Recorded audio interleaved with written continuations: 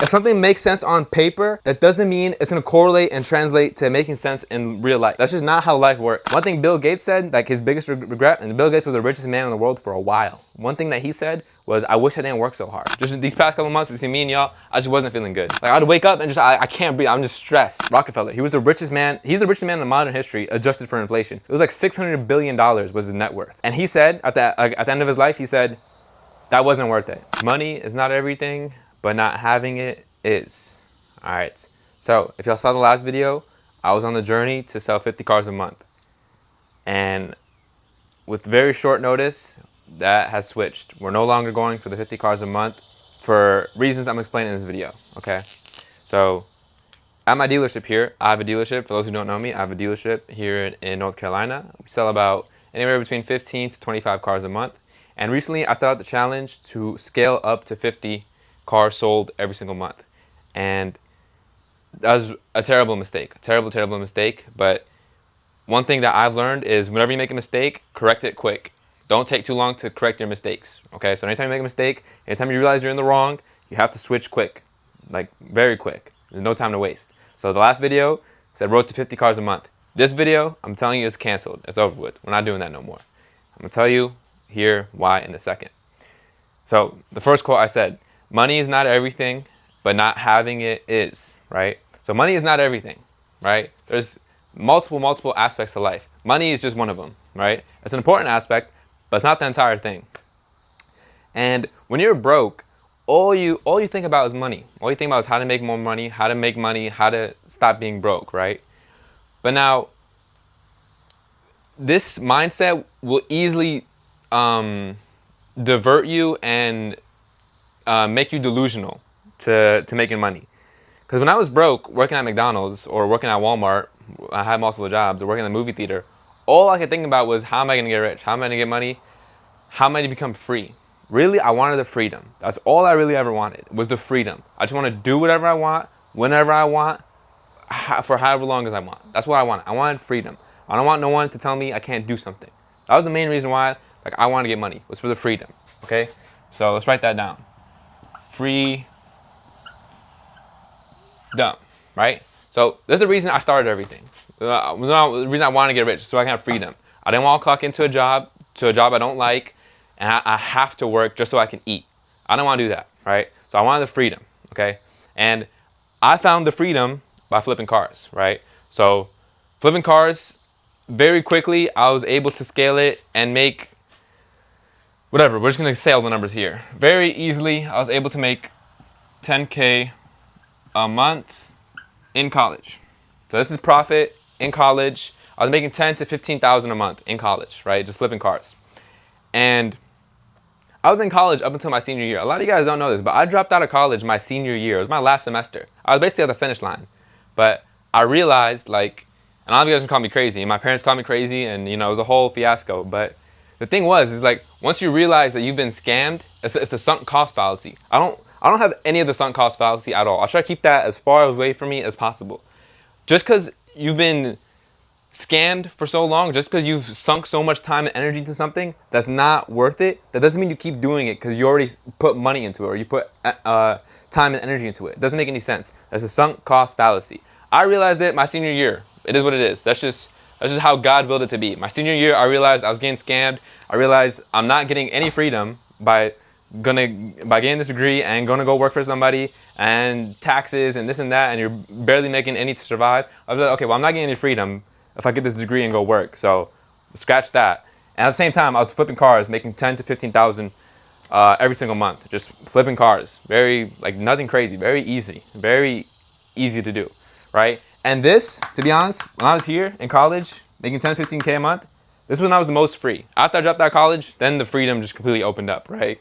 So when that opened up, you know, I started traveling. I started doing what I wanted to do. I started, you know, working very, very little. I wasn't working much. Working a couple hours a week, maybe, if at that.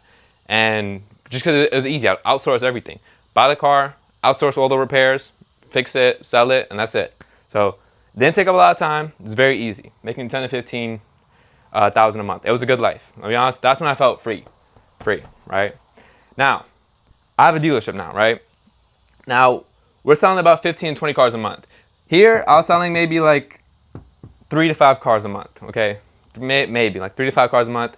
Probably less, to be honest. But because each car is like 3K profit. I was going for the big hits. Some cars you make 8K, some cars you make 7K profit. So every car is different. But just rough estimate, maybe 3 to 5 cars a month. Now, when I opened up the dealership, I started selling 10 cars a month, 15 cars a month, 20 cars a month. You know, some months 25 cars a month. Now, I'm making more money. Yes, I'm making way more money. Sure, agree. But I don't have this no more. I don't have the freedom, right? And why did I start all this? It was for the freedom, right? So now the bank looks healthy. The bank is bigger, right? I have more money, but I can't even spend the money. So what's the point of having the money, right? I can have all the money just sitting in the bank, but now I can't even do anything with it because I have to go work. I have to clock in. I have to come run the dealership because it needs me here. If I'm not here, this thing crumbles, right? So, and when I wanted to scale it to 50 cars a month, right? I was doing 15 to 25. I thought, okay, maybe I just need more money in order, you know, to feel good again. Because to be honest, I wasn't feeling good. Like just these past couple months between me and y'all, I just wasn't feeling good. Like, just so much stress, so much trouble, and I just felt trapped. Like I have to come to this job. I have to, you know, even though it's my business, yes, I run it, but it's like I felt like a slave to it almost. Like I don't own it. The business owns me almost. Like I have to be here. It needs me here.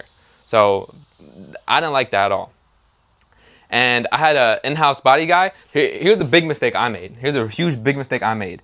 In-house body shop. I don't have this no more. I used to have an in-house body shop just so we can fix the cars and everything in-house. And on paper, it makes sense, okay? This is another lesson I learned. If something makes sense on paper, that doesn't mean it's gonna correlate and translate to making sense in real life. That's just not how life works. On sense, in-house body shop makes sense. I save a lot of money, right? But on paper, it doesn't show you on paper that there's other costs to it, hidden costs to it, such as this guy has to always be here. This guy always gonna need materials. This guy is always things are gonna break. His equipment's gonna break. I have to buy his equipment, right? These things, you don't factor in. Also, this guy, regardless if you give him work or not, he's getting paid, right? It's an hourly job. Whether he's here, whether there's work for him to do or not, he's getting paid. So now I'm forced. I have to buy cars, buy more cars, keep buying cars in order to keep him working, right? And it's a huge mistake. Huge mistake. Because now I'm under even more stress of handling an entire body shop, an entire person, running the entire thing. And then on top of that, I'm forcing myself to buy cars. And a lot of these cars, like, they weren't even good buys. It's like I was forced. Like I have to buy something for this guy to work. So I'm not losing money by him just sitting there doing nothing. But in reality, you're losing money regardless because now you're buying cars that really aren't even that good. And you're not really making that much profit on them. So that was a huge mistake, okay? That was a huge mistake for me at least. Now everyone's different. If you just want to make the most money possible, you don't care about the freedom, then go in-house body guy, okay? Go. It makes sense on paper. On paper, it makes sense. If you don't care, like you just want to just do this 100%, doesn't matter, then go in-house body guy. Makes sense, right? You save money. But instead of paying, you know, individual body shop or body guy $600-700 like on average per car, you'll be paying like $300-400. So you save a couple $100 per car, and if you do volume, you know, that stuff adds up. But like I said, there's hidden costs that you just don't see, and I didn't see it in the beginning. In the beginning, I'm just looking on paper, on the spreadsheet. Okay, does this make sense? Yes, it's cheaper to have an in-house body guy. Okay, in-house body guy. But I didn't think, like, you don't really know how something is gonna be until you actually do it. So then once I actually did it and did it for a couple months, I realized, okay, yeah, I can't. There's no way. It's too much. It's too much, right? And now I'm buying cars and giving him cars to work on, and I have a whole lot of cars just sitting, just waiting to get worked on. I have a whole lot of cars. Like they need mechanical work, or they need something else type of work, not body work. They just need mechanical work or something else. And those cars are just sitting, waiting for me to come, you know, fix them, work on them, or send them to a mechanic, or do something with them. But since I'm so focused on this body guy, I keep buying cars, just to keep him busy. So I don't feel like I'm losing money. Reality, big mistake. Okay. Once again, this goes back to freedom. No freedom. In-house body guy, no freedom. Right. When I was making 10K a month in college, that was the most free ever. That was the richest I felt, to be honest. was when I was making that much money and just chilling. No responsibilities, no employees, no rent, no nothing, right? But it is what it is. Now, freedom. So that's the first thing I want to talk about. So the road to 50 cars a month is over with. We're not doing that no more.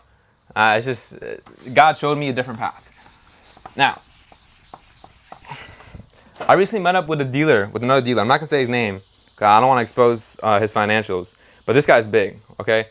He told me he's making about $200,000 to $250,000 a month. Profit. No. I said it wrong. Yeah, profit. Okay, so revenue is like 1 to 1.5 million, right? Revenue. But then the actual profit of that is like 200 to 250,000. But he told me his expenses is like 200,000. So some months he's just trying to break even, and he's making 200 grand a month. But his expenses are so high. He has such a big facility, a lot of rent, a lot of employees, a lot of people that have to get paid. That his expenses are so high. He's making 200,000 a month, but the expenses are so high. So some months he's barely breaking even. And I'm thinking in my head, like, hold on. If I follow your path, like the path that you went down, I know no disrespect to this guy at all. This guy is an amazing brother. It's just, we all want different things. Like maybe that's, his priority. For me, I'm different. I just want a different type of priority. I have different goals, different things I want to do in this life. So for him, it made sense. He's trying to scale and grow as much as he can. Awesome. That's his route. It works for him. For me, it doesn't make any sense. I want the freedom. I raced it, but I want the freedom, right? So if I'm making 200,000 a month, but my expenses is 180,000, this does not make any sense. I'm only keeping 20K in my pocket, and you went through all that extra stress. You might as well just keep it simple. Keep it simple. Do it 3, 4, 5 cars a month, make 10, 15K a month, and that's it. No overhead, no stress, none of that extra stuff, and you pocket the same amount. One thing that really gets me is when people talk about revenue. Like, my business did $1 million in revenue. Okay, but how much did you keep? It doesn't matter if you did $1 million in revenue. If your expenses was $950,000, you might as well just went and got a job. You only pocketed 50K. What's the point in that, right? So that doesn't make any sense to me, right? Whenever people talk about the revenue, my company revenues $5 million a year. Okay, but how much did you keep in your pocket? You, the owner, how much did you keep in your pocket? That's all that matters at the end of the day, right? All the extra stuff is just for ego. That's whenever someone asks me, like, what's your revenue? How much did you do revenue like this month or last month? I have no idea. I don't keep track of my revenue. I don't care. I just look at the bottom line. How much is in my pocket? How much did I get to keep after everyone got paid, right? That's all that matters, to me at least. Okay, now, I gotta talk about the things in life, okay? Having money is not money is not everything. Not having it is, okay? So, there's key aspects to life. Wealth, health,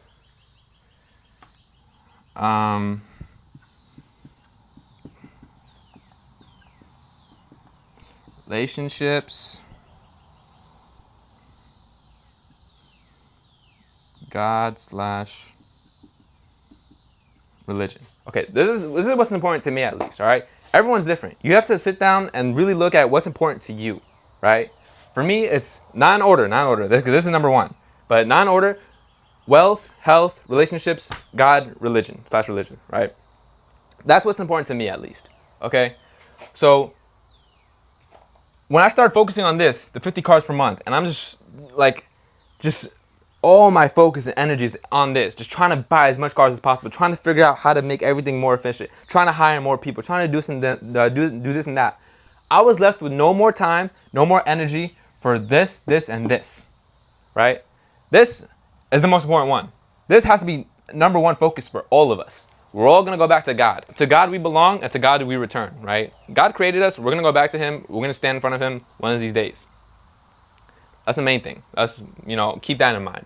But now, this was taking up so much effort, so much focus, that this got deteriorated, right? So once I realized that, I was like, okay, well, no, I've gone too far. My greed for money has gone way too far, right? This has taken over this, and this. No, this doesn't make any sense. I need an even balance, right? And not a perfectly even balance, but as even as it can get. This taking up all of this does not make any sense. I stopped going to the gym, right? I lost a lot of muscle. My relationships, I barely have any relationships, to be honest. I don't really go out. I don't really have friends that I can even, just sit down and like talk with. Because another thing with this, they say it's lonely at the top. That's 100% true. And I'm not saying that to brag or say I'm at the top or anything. I'm just saying like there's certain things that I want to do that like I can't just go to my like regular friends that I have that are my age and be like, bro, let's just go to Dubai tomorrow. Like it doesn't even comprehend in their mind that that's even possible. Like they have a job, say, well, bro, I have to call out. I don't have enough PTO. I don't have enough this and that. Or I don't have enough money. I don't have enough of that. So, and I'm not saying this to brag or anything, but it's just like, shoot, someone's here. I'll be back. All right, y'all, sorry for the interruption. Customer came. We sold a 2020 Camry just now. Alhamdulillah. So, car sold. So, yeah, there's that. We just sold the car. Alhamdulillah. But anyway, as I was saying, relationships. I was on talking about relationships.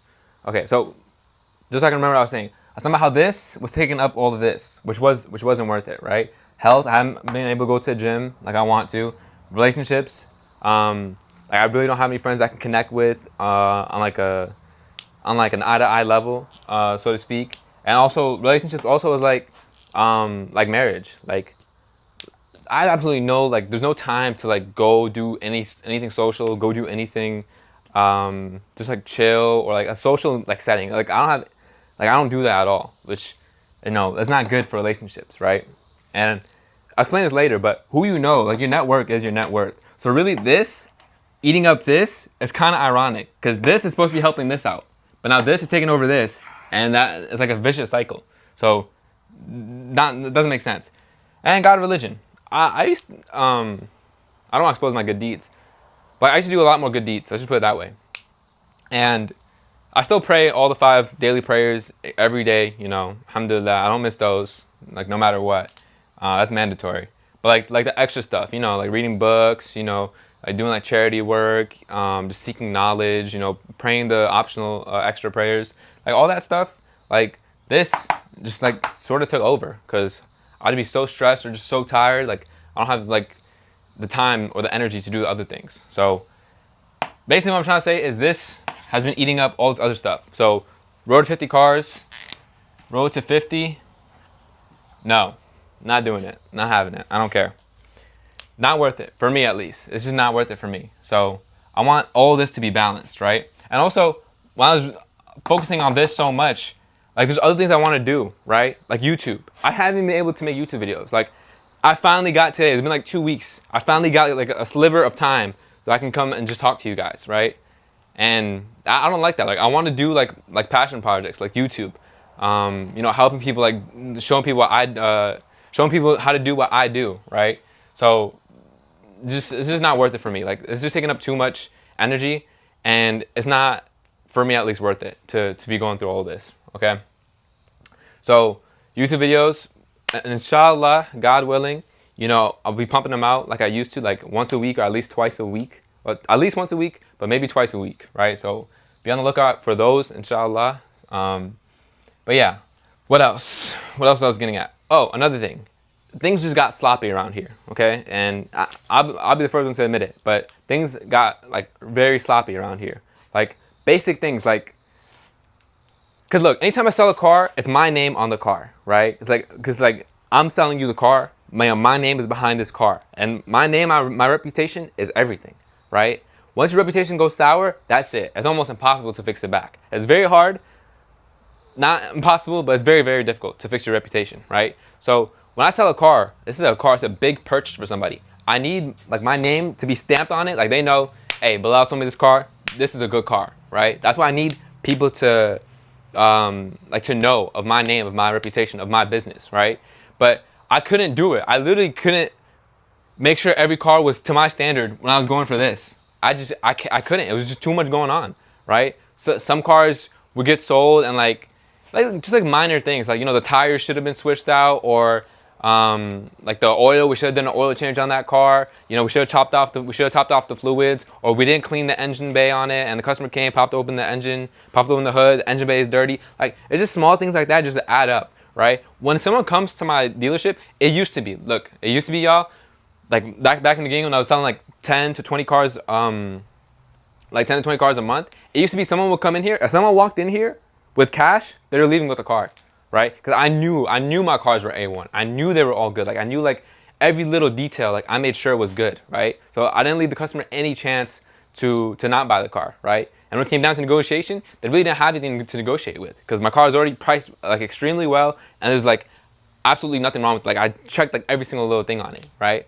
So that is like a thing of the past now, because now like a lot of customers come in, but like there's like small things here and there, and in this business it's so cutthroat, it's so competitive, there's so many other dealerships like around. Like a person that has cash in their pockets, they're gonna want their dollar to stretch, they're gonna want to get the best bang for the buck. Of course, who wouldn't, right? So that has cost me, you know, a lot of money, because going for this just made things sloppy around here. So I'm not going for that no more. Now I'm gonna make sure like my name is stamped on every single one of these cars, so like it's A1. Like I know this car is good. I drove it on the highway. I know it's good. I know it's perfect. I know the alignment is straight. I know everything on the car is good, right? So that's like super important to me now. So there's that. But yeah, so these are like the main corner like stones of like, for me, a good life. Everyone has, you know, it's different for everybody, but for me it's this, and not in this order. So it's just wealth, health, relationships, God, religion. This has ate up all of this, so we're not doing that no more.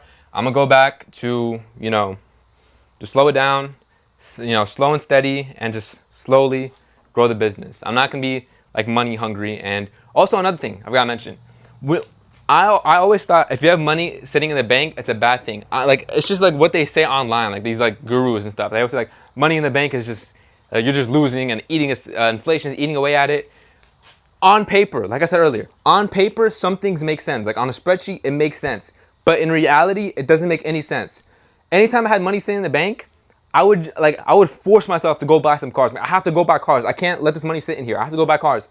Even though I buy those cars, they sit out here for months, just collecting dust, not doing anything. And when cars sit for a long time, things start rotting away on it. Things start breaking on them. I had a car, like it was an Infiniti Q50. It sat for so long, mice came in, right? Mice eventually just got in there. I don't know if it's from the auction or from when they got here, but mice got in and chewed everything up, right? So it was better for me, just don't force yourself to buy a car. Only get what you can handle, right? I always thought if there's money in the bank, you know, you're just losing. You know, you have to go buy cars. You have to go buy cars. You have to, all your money has to be in the cars. This is false. On paper, yes, that makes sense. Your money should be working for you.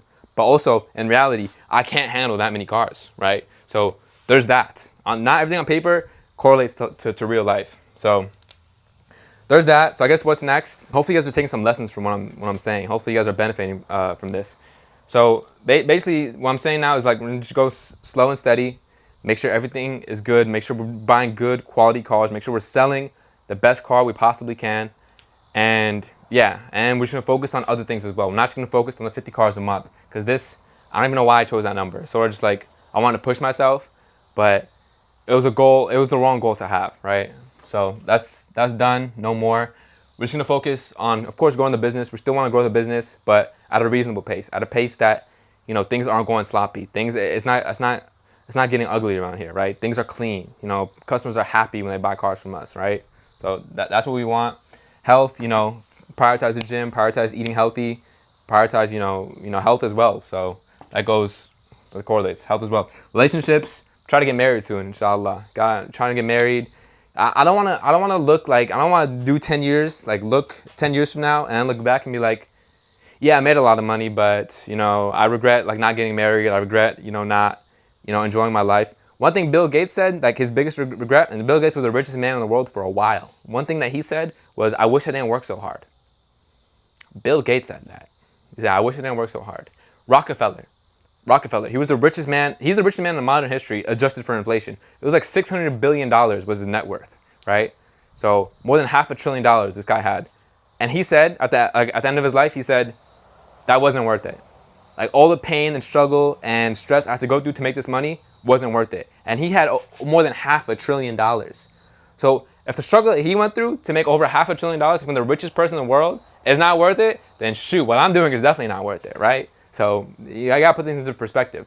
So I don't want to look back 10 years, you know, I don't want 10 years from now, I look back and be like, wow, you know, I have a lot of money, sure, but, you know, I don't have any quality relationships. My health is down the drain. I'm not married. I don't have kids. You know, I don't want any of that. You know, God forbid. I don't want any of that. You know, I want to 10 years from now be like, look, like I have a balanced life. You know, my business thrived. My health is good. I have a loving family. You know, there's some things that money just can't buy. You know, the best things in life are free, right? So there's some uncles I see at the mosque, right? And they know I have a dealership. They know this and that. You know, I never tell people I have a dealership, but they just somehow find out, and they can see my inventory, and they know, you know, I don't do floor plans, and they can just see how much money I have, kind of, right?